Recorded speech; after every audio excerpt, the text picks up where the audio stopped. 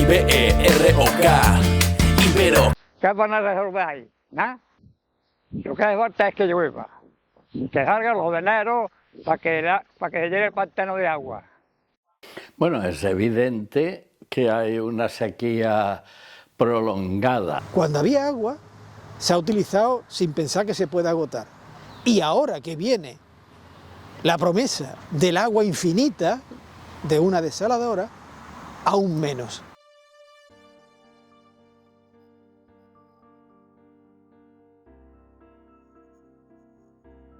El primer registro de una gran sequía en España afectó a la mitad del país y se secó el río Tormes.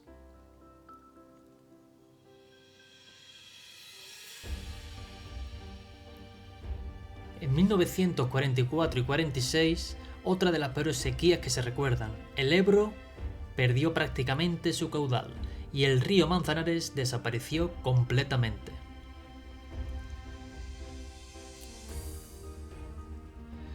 En el 79 y 83, la parte más afectada fue el este de España. Tuvieron que cortar el agua varias horas al día.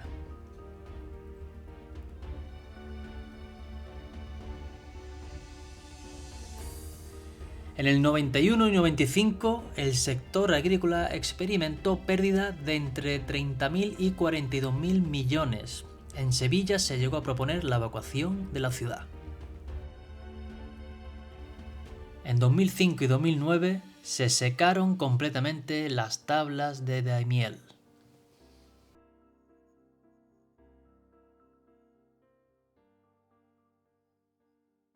Es que no sale agua, que no llueve, porque aquí 200 litros el año pasado.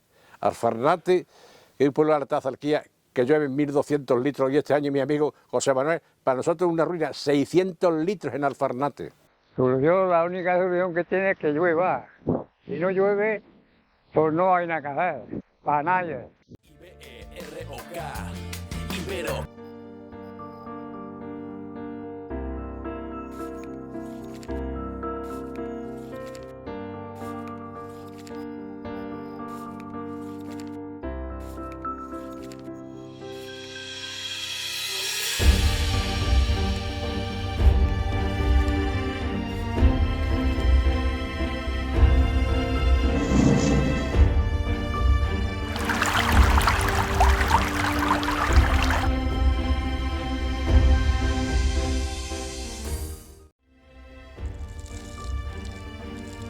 Vamos a hablar de la problemática del pantano de la Viñuela, en Málaga. El futuro nadie lo sabe, pero si nos vamos a la historia, hay que saber cuándo empezó a funcionar la presa de la Viñuela y qué pasó durante los primeros 10 años de esto. La presa de la Viñuela se cerró, digamos, empezó a embalsar en el verano de la gran sequía, del año 95. 30 y algo empezaron a poner los postes, aunque yo creo que esto está se proyectó en tiempo de Primo de Rivera.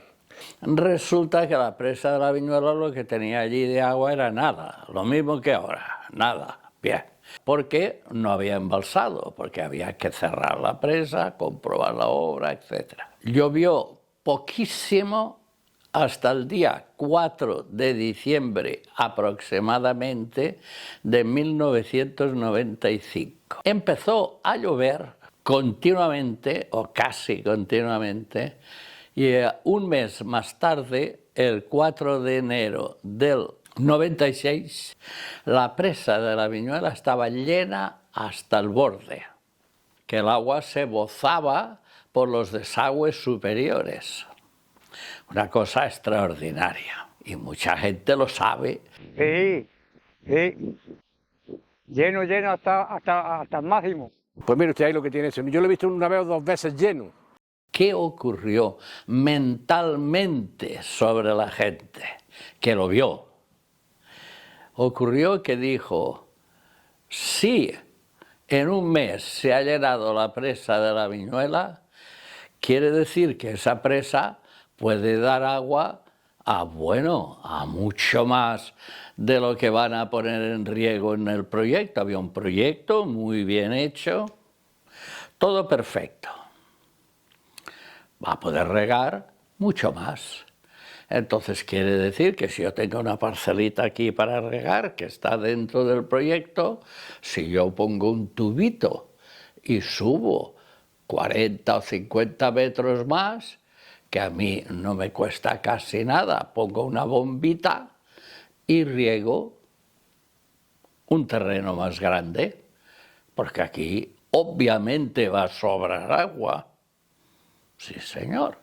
Eso era muy lógico en un país desestructurado, me explico. Lo que ocurre es que ahora hay más terreno en regadío y hay árboles más grandes, porque antes si había árboles eran más pequeños y ahora son más grandes. Y cuanto más grande es el árbol, más agua necesita.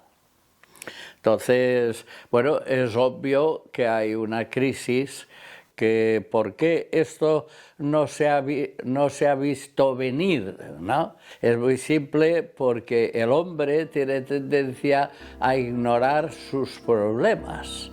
Eso es una noción del ser humano, ¿no? El ser humano es que es así. No le viene bien que las cosas se estudien tranquilamente y se prevean y se presione y tal. Y que los españoles en general no somos gente que nos guste ver a largo plazo, en general, ¿no? Si hay algunos que ahora han regado, digo, y no, tampoco. Ni de agua, ni aceitunas, ni de nada. Tengo 2 o 3 amigos en Benamocarras con los aguacates de este año y dicen que han tenido que arrancarlo y que no han tenido agua para regar nada, pero que los pequeños agricultores, que hay muchos, ¿eh?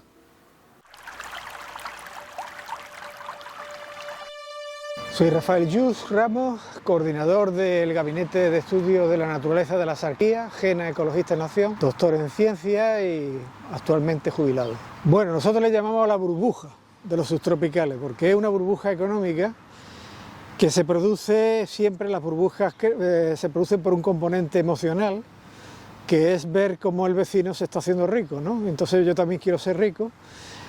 Y así, pues bueno, todo el mundo que tenía los cultivos pues medio abandonados, o bien con cultivos de explotación familiar, como pequeños olivares y demás, puesto que estamos en una finca, o sea, tenemos una comarca en la que el régimen de propiedad es minifundista, por lo tanto se puede gestionar con una familia nada más. Hasta ahora pues prácticamente se hacía así. Pasamos a un momento en que empezó a ser muy rentable la producción de aguacate, empezó siendo aguacate, gracias al apoyo que tuvo de la Mayora, que de alguna manera estableció unas pautas de cultivo que fueron rápidamente imitados, ¿no? Pero claro, estamos hablando de distintas épocas. Por ejemplo, en el año 1985, cuando ya había algunas plantaciones de aguacate, pero exclusivamente al lado del río Vélez, pues se construyó el embalse de la Viñuela. Y el embalse de la Viñuela llevaba acoplado un plan de regadío que se llama Plan Guaro. Este plan de regadío permitía regar una superficie de 8.000 y pico hectáreas, de las cuales, bueno, quitando la superficie inerte, todos los pueblos de las carreteras y demás, pues se quedaban unas 7.000 aproximadamente. Y llegaba a una altura, que es la altura que tiene el embalse de la Viñuela, de 140 metros sobre el nivel del mar. Entonces, al principio, pues se empezaron a cultivar las más bajas, digamos las parcelas más bajas, de esto ni siquiera se llegaba a los 140, y poco a poco fue subiendo hasta llegar a los 140. Allá por el año 2008, bueno, esto es la producción, entonces la Sarquía ligeramente en aumento, tampoco era una explosión, ¿no? Allá por el año 2000 ya empezaron a producirse un poquito más, y en el 2008 se produce un fenómeno un tanto especial, que es la crisis crediticia, la famosa crisis del crédito, con lo cual pues se vino abajo todo el sistema de inversión de capital que había aquí, que estaba fomentando sobre todo la construcción. Claro, la construcción se quedó parada, había un capital ahí que había que invertir en alguna parte, Y ciertas comercializadoras de aquí ya empezaron a crear un mercado en Europa donde la afición hacia la fruta era cada vez más importante, paralelamente a la que se producía también en Estados Unidos, bueno, que la surtía México, ¿no? Y entonces con ese ambiente, digamos, en el que había el surgimiento del aprecio por este fruto, que en España no existía. En España sí se ha despreciado desde el principio este producto. Localmente a lo mejor se utilizaba un poquito por poca gente, pero en general no era un fruto agradable por nadie. Se pone de moda por esto de que es un superalimento, también por las películas del guacamole y todas estas cuestiones. Pues al final pues empieza en Europa a tener un fuerte crecimiento. Entonces en el 2008 todo ese capital se vino a invertir tanto por los propietarios porque hay propietarios que se dedicaban a la construcción y tenían pequeñas parcelas abandonadas. Dijeron, bueno, pues esta la pongo lo pongo en cultivo y le saco también algo. Pero también los bancos empezaron a hacer préstamos a gente que no tenía dinero para ponerla en cultivo. Para ponerla en cultivo hacía falta una serie de operaciones que eran costosas. Por ejemplo, te puedo decir que aquí por primera vez en la historia se empezó a poner maquinaria pesada en los montes. Y claro, la puesta en cultivo del aguacate exige la creación de terrazas. Antiguamente las terrazas también se hacían, pero eran muy costosas, había que hacerlas con piedrecitas que se ponían. Todavía existen algunos restos de este tipo de terrazas que vienen de la Edad Media. Pero aquí no, estas terrazas que se hacen con una máquina que va pasando y va haciendo las terrazas, ¿no? Dejando unos taludes sueltos y tal.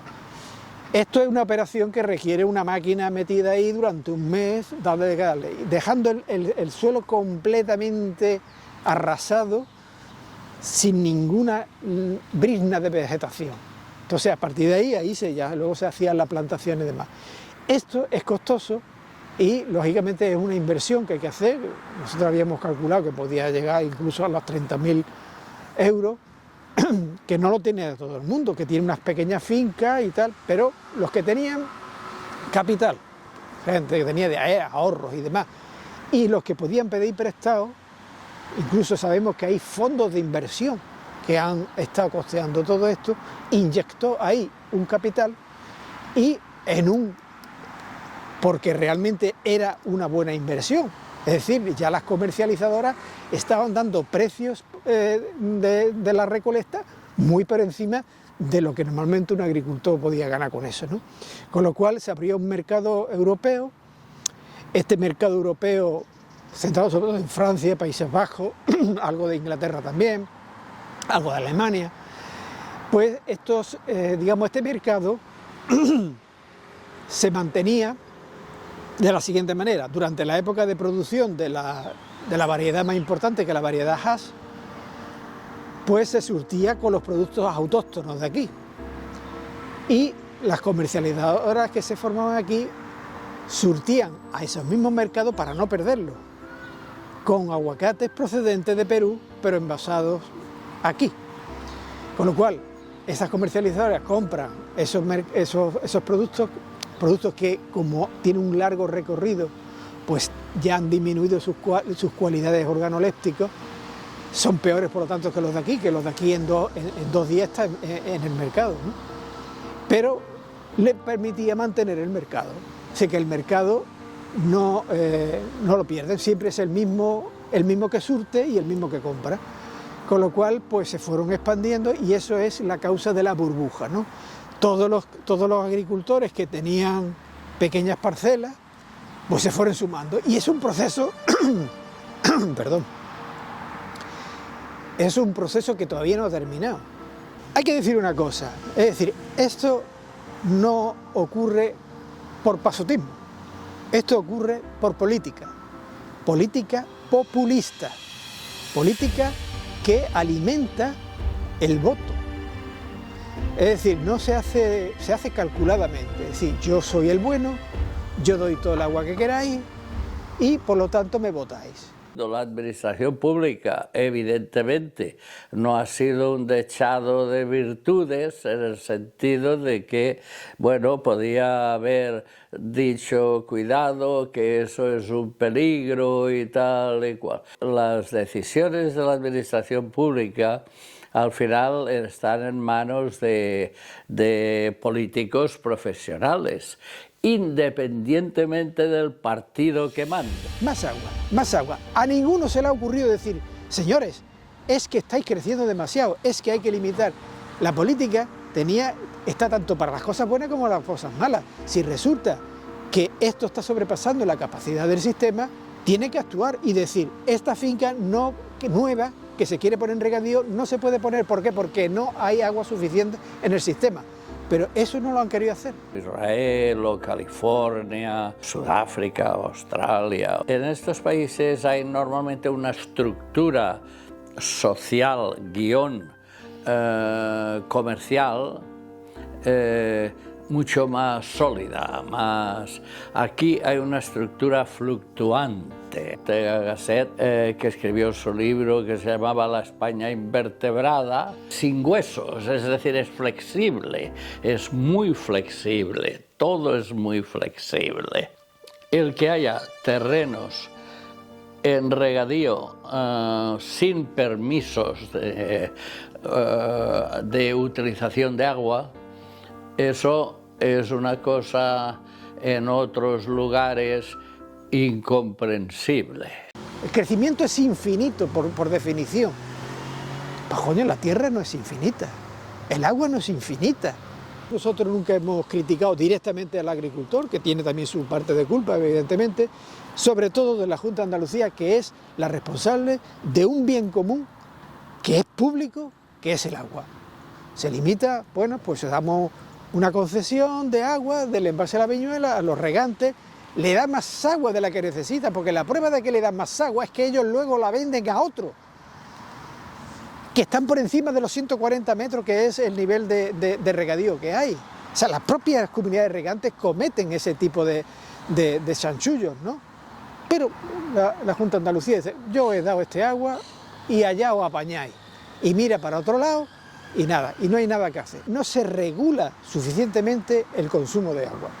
Se deja al libre albedrío. Entonces la guerra del agua es por una falta de planificación.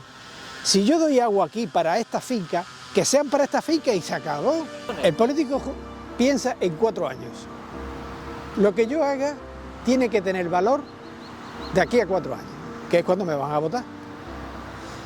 Que a los 4 años viene un periodo de sequía, bueno, mira, lo siento, pero el boom de los subtropicales no se hubiera producido de no ser porque se ha sobrepasado los 140 metros de límite de cota que había antiguamente. Esos 140 metros, que es la altura de presión que puede tener, porque el embalse está a 140 metros, luego tiene todas las tierras regables, tienen que estar a esa altura como máximo. Bueno, pues se superó.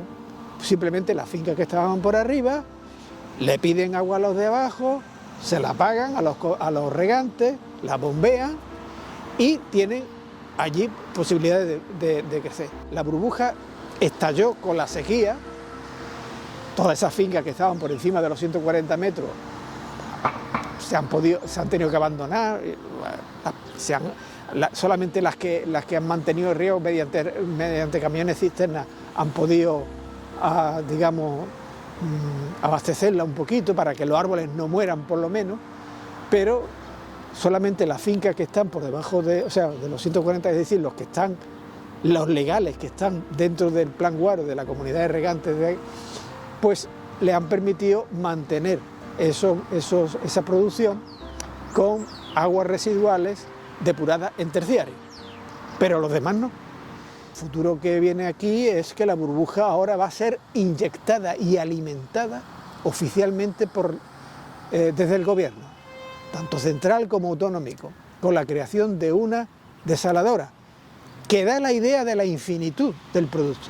El Mediterráneo es grandísimo, ahí hay agua para todo, cuesta dinero, pero lo pagamos entre todos, puesto que es una instalación pública, y a partir de ahí, pues mira, El futuro no sabemos cómo será, pero sabemos que se va a alimentar, va a crecer más todavía la superficie de regadío de la que ha crecido hasta ahora, porque ya no hay límite. A lo mejor pues se han hecho cosas mal hechas desde el punto de vista ecológico, evidentemente, ¿no? Cosas que nosotros vemos, por ejemplo, plantaciones en laderas muy pendientes, que son muy susceptibles a la erosión y tal.